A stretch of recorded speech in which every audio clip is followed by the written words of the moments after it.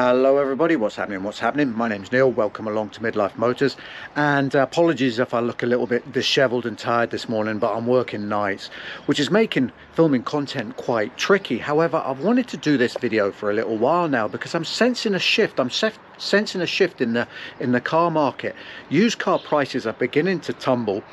The must have the latest and greatest is kind of coming to an end now. I think people are wising up to realize they're actually getting ripped off.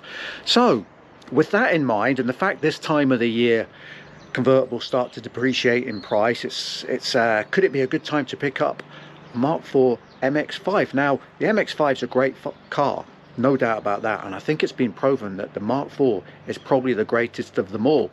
I've done some notes, things you're going to have to do if you do get one, things you're going to have to watch out for, and just what I've found out with my time with a car, what its sort of quirks are, if you like. Fingers crossed, the next time you see me, once I do this, we should be in the car.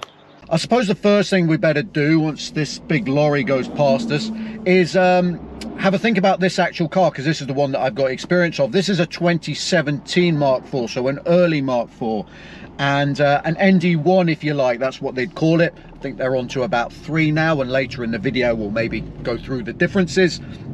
Now with an ND1, what you're going to get, well, you're going to get the early engine. This is a 2-litre, this one, rather than the 1.5, so you're going to get 160 horsepower, you're going to get 148 pound-foot of torque, and you're going to get to 60 in about 7 seconds. You're going to be able to do 130 odd miles an hour if you really want to, but I wouldn't advise that in one of these. You're going to get over 40 miles per gallon. You're going to be in insurance group 30, which, remember, we had a Polo GTI, I think that was the same, and you're going to be in tax band I, so that means 180 pounds a year at the moment. I think that goes up to 190 next year. We've just had a budget here.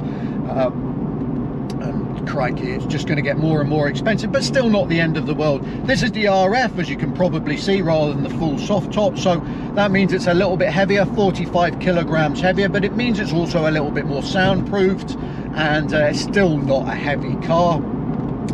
Back in the day, the RF was a little bit more expensive than the full soft top, I think around about £2,000, and you'll be able to put the roof down. There's a button here, and it does it in about 13 seconds. So that's sort of the basics of the car. We'll come on to a price in just a second, because I think there's a few things you need to factor in when you buy one of these. I've written down 4 things that I've done, which I think you're going to have to do if you get a Mark IV MX5. The first one is you're going to have to protect it from rust. These rust just like all the rest of them. So, and hopefully a video will pop out showing exactly how we went about protecting this one and the costs involved. I think you're going to need to put a set of lowering springs on it. Now, for 2 reasons. One is it looks a shit lot better. And 2, it just reduces the body roll, which in standard form is a bit too much. It doesn't get rid of it, but it does reduce it, and it does make pushing on in the car a little bit more, in fact, a lot more enjoyable. You're going to have to change the gearbox oil. Now, don't take a service history word for it or anything like that. Make sure you change the gearbox oil. It's got to be done. I did it very soon after getting the car. There's a few horror stories about how badly it's done at the factory, and it's not that well topped up. Get it done. The gearbox, as you'll find out, is something you need to keep on top of no matter what Mark IV you buy. And the other one is drain holes. The drain holes are behind these. The main ones are behind my shoulder here in these seatbelt pillars. Now, this is a DIY job if you've got the time, and there's plenty of tutorials, but you're going to have to clear the drain holes or your car will get wet on the inside, and we don't want that. There were four gearbox updates in the first 2 years of this model, because I think it's this car's Achilles heel. I wouldn't recommend going chasing horsepower with this, because you're just going to destroy your gearbox. The main update was the first one, and it was done in March of 2017, I think on the 8th of March 2017, and it was a realignment of 2nd and 3rd gear. Now, this car is a May car from 2017, so fortunately it has that update. I would maybe steer clear of cars before that age, no matter what price they are. The subsequent updates were more to do with how the gearbox felt and operated and everything. And to be honest, that's okay. this car, as you probably heard when it came out of the garage, this is another fault, it doesn't like being cold. The brakes are squeaky, the gearbox first to second is a bit sticky. Once it warms up, the brakes are silent, the gearbox works fine. I think it's just one of those things with a car that you get used to. While we're talking about brakes, nice setup here, but sometimes, it's not all the time, when you press the brakes at first, the first tap of the brake after you've done a bit of driving can be a bit dead. The second one, you get your feedback and feel, but it's a bit weird. This car did it, I changed the fluid, it stopped doing it, and now it's kind of started again. I don't know if I need to rebleed the system. And also, when you're going around, just check your discs, check you haven't got, I've noticed this on one of my friends Mark IV's as well, I've got a bit of a lazy caliper starting to develop here. It's not clearing all of that rear disc. Over winter I might just take it out and make sure it's running freely. It's not binding, I've checked the temperature, it's not overheating, it's just a bit of a pain in the bum. So just walk around your discs and make sure your discs are okay. Window regulators, yes, they fail. Check the windows go up and down and go up and down smoothly. The infotainment screen on the inside here, a lot of people report them delaminating, and it usually seems to start in the top right there for some reason. I don't know why. Fortunately, I've not suffered that yet. Rear spherical bushes, how did I forget this one? Right, this is a biggie, this is a biggie.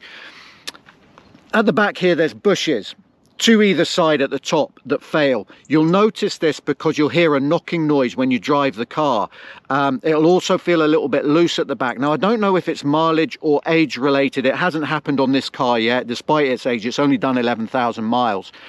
£1,000 to get that fixed from Mazda. There is a DIY kit on the market now that's about £300 if you're feeling brave enough, but listen out for that. It doesn't matter whether it's an ND1, 2 or 3, they'll all do it, so just be aware of that as well. Driver's belt. Driver's belt, a Mark IV special. Now watch this, you pull the driver's belt out, it doesn't like to retract all the way. To solve that, you have to pull it all out, hold it out, steam clean it, and it'll do it again. It'll last for about 6 months and then it'll do that. Why on earth it does that, I don't know. I've given up. I've steam cleaned it a couple of times. If anybody's got any better ideas of a long-term solution, let me know. Pain in the bum. Yes, window guide. Here, look, rust. Down there.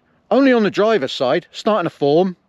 Don't know why. I'm going to have to attend to that at some point in the near future. I don't know how easy or not that's going to be to do. In terms of faults, standing back now, that's the faults covered. Right then, so values. What are we going to pay for one of these? Well, as we've established, this is an early car, an ND1. It's a launch edition, so it was new. It was about £4,000 more because of the optional extras on it.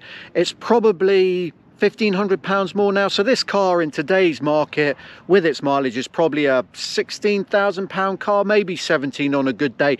But as I've said, prices are tumbling, so it's only going to go down one way. So you'll get a nice 2017 car, probably a good 2 litre for, crikey, you could get one as low as £13,000-14,000. Now, if you consider, if you went out and bought a brand new 2 litre today, you'd need to find another £20,000 minimum, and it's just not worth that. I don't think we'll consider the ND3 because it's only just out.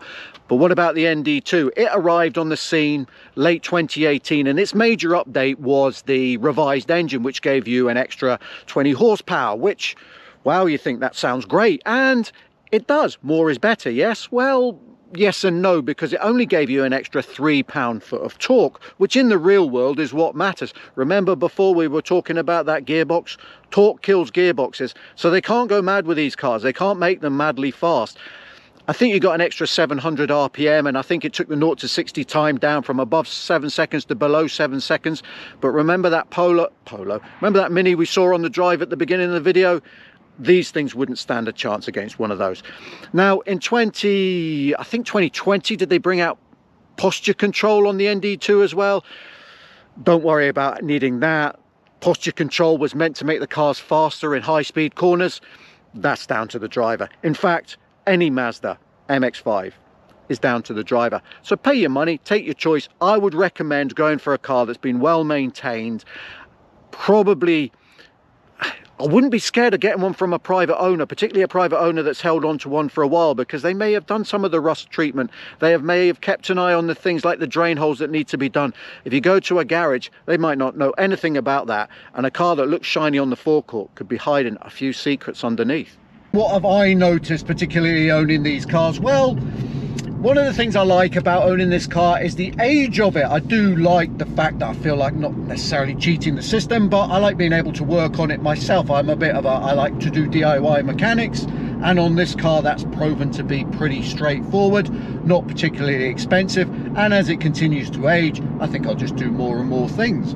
So that's good.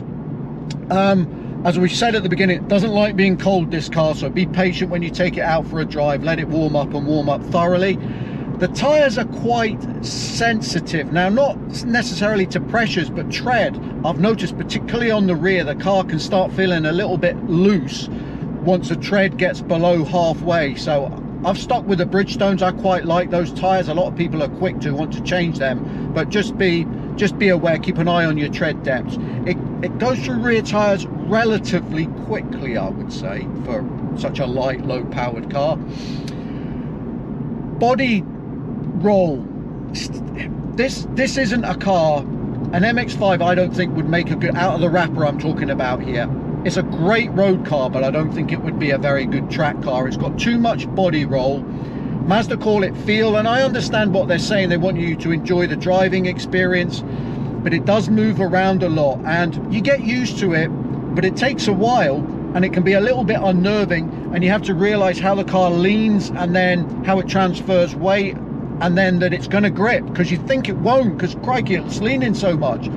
But that's one of the reasons I think why you would keep one of these cars, because every time you take it out for a drive you just learn a little bit more and more and more about it. So it's a bad thing, which is actually a good thing, but I wouldn't buy one of these as a track day car. You'd have to spend too much money updating, modifying it. It's too compromised as a road car.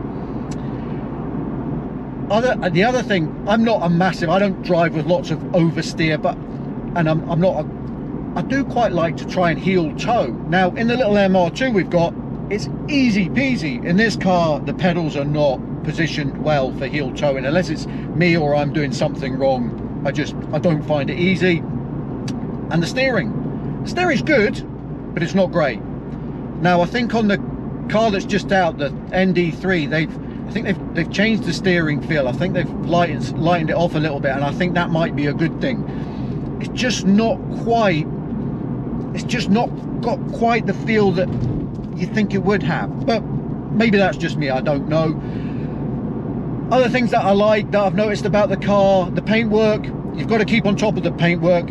Now the car's light because they've skimped on a lot of things, and the lacquer is actually built into the top coat of paint, so you've really got to keep on top of getting the swirl marks out early, because you can't use a harsh cutting compound on these cars. This comes back to, I like tinkering with it. I just enjoy tinkering with this car. I'm not into the Mazda scene. I'm not on owners clubs, or I don't go on any of the drives. I just have an MX5 because I love having an MX5. I love the drive of it. I love the ownership experience of it. And it's just a car that just makes me feel good. And in this day and age, there's nothing wrong with a car that makes you feel good, because most of them make you feel skint. Well, with the car behind us here, me finishing off my cup of tea, can I recommend a Mark IV MX5? To be honest, if you haven't got one, what are you doing? What are you waiting for? Great value for money, very reliable. A few faults which are easily checked. The rust protection, that's the main one. It hasn't improved. You must do that. And an early car, will I be changing my ND1 for a later car? Absolutely not. In fact, there's a part of me that actually, as these cars age, I'm quite proud of having an early car. I like it. I think it's I feel like I'm one up. Maybe I'm not, but no, I'll be sticking with this one. I love the looks of it. I love the drive of it. I just love everything about it. If this has been helpful, if you can give us a thumbs up, then we would appreciate that. If you want to hit subscribe and watch more on this and other cars, then fantastic stuff. Ooh, it's getting a little bit chilly. I better hurry up and jump back in the car where the heater is. Thanks very much for watching. Goodbye. Man, that's such a nice car.